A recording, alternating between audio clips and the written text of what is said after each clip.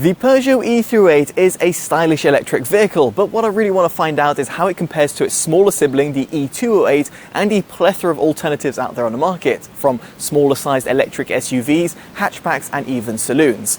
Now, at the time of filming and in the UK, the e-308 hatchback starts from roughly £40,000 and goes up to £42,000 without adding any additional options. It is also worth considering that you have got the estate model, which is the e-308 SW, and that adds a £1,200 premium over the regular hatchback model. So is it actually worth its price tag? Let's find out. So to kick things off, let's talk about its electric range. And here the manufacturers implemented a 54 kilowatt hour battery pack and also a heat pump across the entire trim range. Now, the WLTP claim sits between 236 and 267 miles. However, from my own mixed driving test, I netted 170 to 190 miles, which isn't too bad in the grand scheme of things and will suffice probably for most consumers. But if you do consider its overall asking price and also you look at some of the alternatives, specifically on the mileage leaderboard, you can quickly decipher that the e-308 doesn't actually fare too well in this department, which is quite disappointing.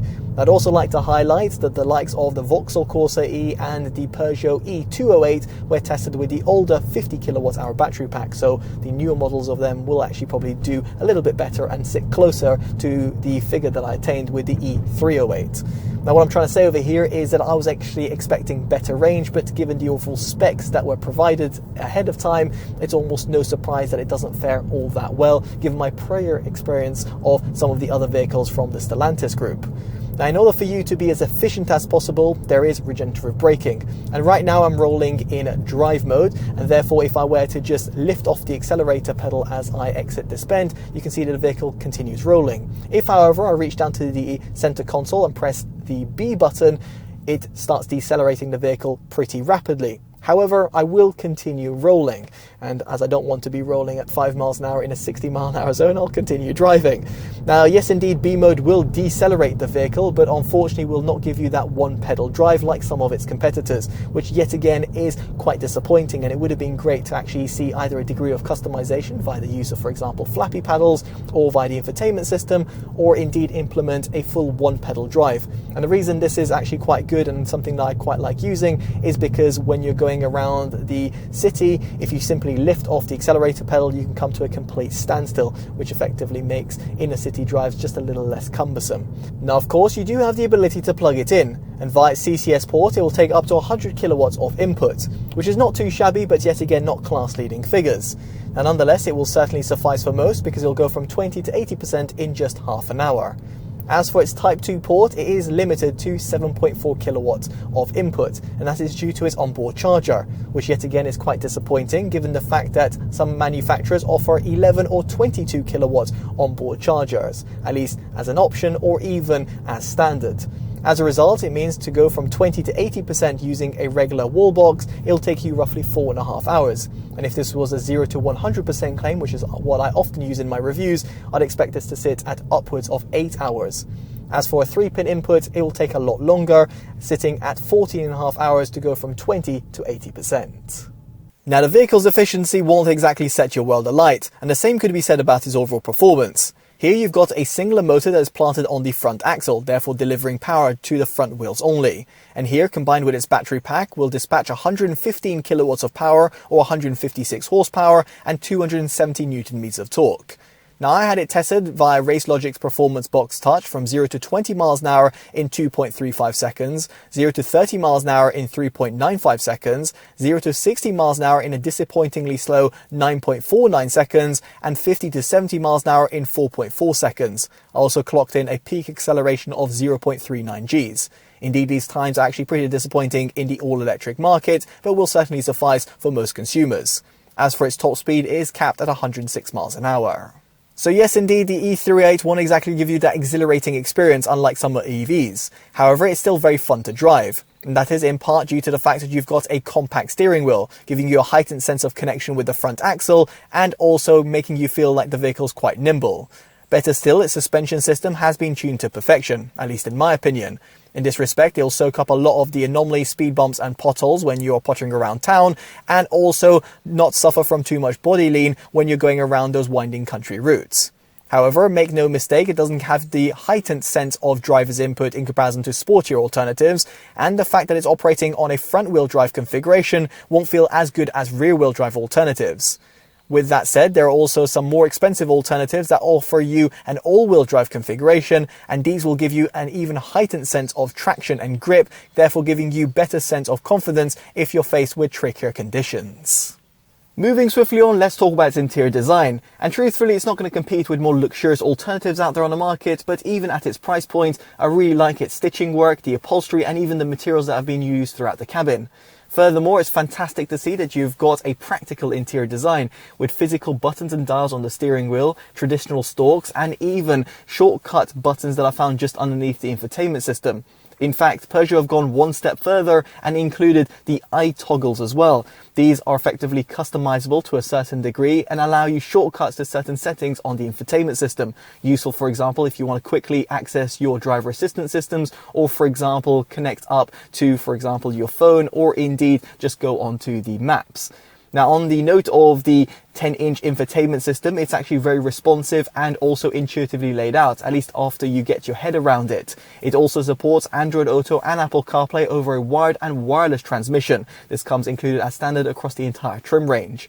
Furthermore, it's great to see that these third-party mobile operating systems feed through turn-based navigation data straight to the 10-inch instrument cluster, which is a great addition by the manufacturer. Now, it's worth considering over here that the instrument cluster is somewhat customizable with the different layouts that are available to you, but you've also got the 3D design in the GT trim, which adds an extra layer of depth to it. Of course, if you're not too accustomed to it, you can disable the 3D effect via the infotainment system. Now, what is actually quite disappointing is the fact you've not got a head-up display in the GT trim, nor available as an option. And furthermore, unlike the regular 308, the e-308 does not have the option of upgrading the audio system. You're stuck with a 6-speaker setup only. This is quite disheartening for audiophiles like myself who would have liked a little bit of extra oomph when it comes to listening to their music. Nonetheless, the audio system does fare well across the sound frequency range, and in fact, if you want a detailed breakdown of the audio system and also the in-cabin measurements that are recorded within the vehicle, make sure you check out my detailed audio review, which can be found up on your pop-up banner, down the description below, or indeed in the pinned comments. Now, another thing that also took me by surprise is the fact that if you want the wireless smartphone charger, you'll have to opt for the GT trim and then add a £100 option on top, which I find quite ridiculous, specifically in this modern era. Nonetheless, when it comes to the overall storage within the cabin, I've got no real complaints. The glove box has been optimized for right-hand drive vehicles. Then towards the center console, you have got an area to place your smartphone, which of course would double up for a wireless charger if it was fitted on this press vehicle. Then further down, you'll have a small little concealed area, which can be handy for placing, let's say, a wallet or small size purse. Then you have got a USB Type-C port, which is connecting up to the infotainment system and also simultaneously provides charge. You've then got a 12-volt socket for plugging in a dash cam. Then further down, you have got a retractable tray with 2 cup holders. And then further down there, you've then got a small little area to place your wireless key fob. Then you've also got a small little area found within the center armrest compartment, although this is actually pretty slim, so therefore you're not actually going to be able to store larger size goods. Nonetheless, over here you'll also find another USB Type-C port, but very much like the 2 USB Type-C ports that are found towards the rear of the center console, these are all used to provide charge only. Now, you have also got the door bins, which are actually pretty large towards the front and will accommodate a 500ml bottle with ease. And you've also got a fabric lining material, which also prevents keys or loose change from rattling around, specifically if you're going to be traversing uneven terrain. Towards the rear of the cabin, you have got the door bins, but unsurprisingly, they're a little bit more limited. And then you've got a pull-down armrest compartment, which actually reveals 2 cup holders. Now, of course, you have also got its boot. And here in the hatchback model, you've got 361 litres, or if you drop down the seats, 1,271 litres. It's not exactly class-leading figures, but it will certainly suffice for most consumers. Now, in the estate model, you have got 548 litres and up to 1,574 litres. Indeed, it offers a lot more space. Furthermore, it's a little bit more practical, as there is an electric tailgate that becomes available as an option in the GT trim. Alas, that's not the case in the hatchback model. Equally here, you have got a 40-20-40 rear split folding design in the estate model, while in the hatchback model, which is on review, you've got a 60-40 rear split folding design with an integrated ski latch. Nonetheless, over here, all the models have got a hatchback design, a flat loading bay, and also a small underfloor compartment which will suffice for taking a singular charging cable. Note, however, the e-308 and the e-308 SW were not built from the ground up as electric vehicles, and as a result you have not got a frunk, in other words a storage area at the front of the vehicle. Not exactly a deal breaker, but something worth considering, specifically if you're comparing and contrasting with some of its competitors. Equally, this impacts the amount of space you've got towards the rear of the cabin, because you've got a nonsensical inclusion of a transmission tunnel. Now, be it with or without it, however, you will find that headroom is a bit limited, while legroom is actually pretty terrible. As someone who's just under 6 foot, I found it to be pretty uncomfortable, and therefore won't be very suitable for adults on longer journeys, but will be a non-issue for younger adults or indeed children. Now, as for the seats themselves, they're all very accommodating and soft, with the front two also being heated as standard. You've also got a heated steering wheel that comes included within the top spec GT trim. Now, what is disappointing is the fact that if you want fully electronic controls for the driver and a electronic lumbar support for the passenger with a massage function, you'll have to splash out an additional £500 on the driver and passenger seat pack. It would have been great to see electronic controls included as standard given the overall price point of the e-308 and the e-308 SW, but nonetheless that's not the case. Now, it's also worth highlighting over here that in the hatchback model only and in the GT trim, you can add an additional £900 option in order to get the opening glass roof with a sunblind. Now, this does actually bring me onto its exterior design, and here I'll be curious to know what you make of it down in the comment section below. Subjectively, I really like the overall design of the e-308, and that is in part due to the fact you've got these really nice stylish headlights and tail lights, a pretty nice stance towards the front thanks to the overall grille design, and you've even got slightly flared side skirts. Past that, you've got 18-inch alloys that come fitted as standard with body-coloured wheel arches, which are always appreciated. And as for the colour, it comes in green as standard, which is quite refreshing, or in blue if you go for the estate model. If you want a metallic finish, it'll cost you £650, such as the pictured Oconite White. And if you want one of the premium finishes, it'll cost you £850. Moving on, we get on to safety. Now, the regular 308 was tested by Euro NCAP, scoring 4 out of 5 stars. And here it had 76% in adult occupancy, 84% in child occupancy, and 65% in its safety assist scores. However, it's worth considering that the e-308 has not got a valid rating, so worth taking that with a pinch of salt. In terms of the driver assistance systems, however, the e-308 has a plethora of them that come included as standard across the entire trim range. And here you've got adaptive cruise control, which actually does work a treat of keeping you at a safe distance from the leading vehicle and not feeling jittery either. You've also got lane keeping assist, rear cross traffic alert, speed limit recognition, active safety brake, blind spot detection, and driver attention warning. Better still, thanks to the fact that you've got easily accessible shortcuts via the iToggle menu, you can quickly disable any of the systems that come re-enabled every single time you power on the vehicle. Quite handy, for example, if you do not want the lane keeping assist, specifically if you live near the country roads. Now, finally, I would like to conclude by talking about visibility. And here, the frontal vision is slightly obscured, at least for someone like myself, due to the positioning of the rear view mirror. The same sort of complaints were said about other vehicles from the Stellantis group and is a non-issue in the vast majority of its competitors. Of course, this might be a non-issue for yourself if you sit slightly differently, or of course if you're taller or shorter. Now, I've got no complaints when it comes to the visibility towards the side, and that is thanks in part due to the fact you've got pretty thin A-pillars. And as for the visibility at the rear, you've actually got a pretty nice wide opening with a rear wiper. Better still, you've got a reversing camera and also sensors that come fitted as standard across the entire trim range.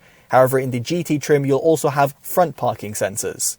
Now, should that not suffice, you can up the ante by adding the 360 Vision and Drive Assist Plus pack, which will cost between £640 to £650 depending on the chosen trim level. This will effectively give you a 4-camera system around the vehicle, giving you good vision, even in terms of preventing you from curbing your rims. And better still, you'll have the lane position assistant, which will be very handy if you're frequenting the motorway. So with all that in mind, it brings us on to our verdict. And truthfully, the Peugeot e-308 does actually tick quite a few boxes. It's stylish both inside and out. It's comfortable to drive with decent driving dynamics. You've also got plenty of technology within the cabin and driver assistance system, which come featured as standard. And you've got a practical boot as well. The problem, however, is the overall space that you have got for your rear occupants, and also the fact that its overall electric range and performance are quite lackluster, specifically if you consider its overall asking price of £40,000. And as a result, you might want to consider some of the alternatives, some of which we've reviewed and will be down in the description below for your own consideration. Now, we'd be curious to know which vehicle you would pick at roughly this sort of price point, and if you think the e-308 does compete with some of its rivals. Now, if you have enjoyed this detailed independent review, definitely do consider dropping a like, subscribing and hitting that bell notification, all of which would be greatly appreciated. As such, I've been Chris from TotallyEV, and I'll hopefully see you next one. Take care of yourselves, and goodbye.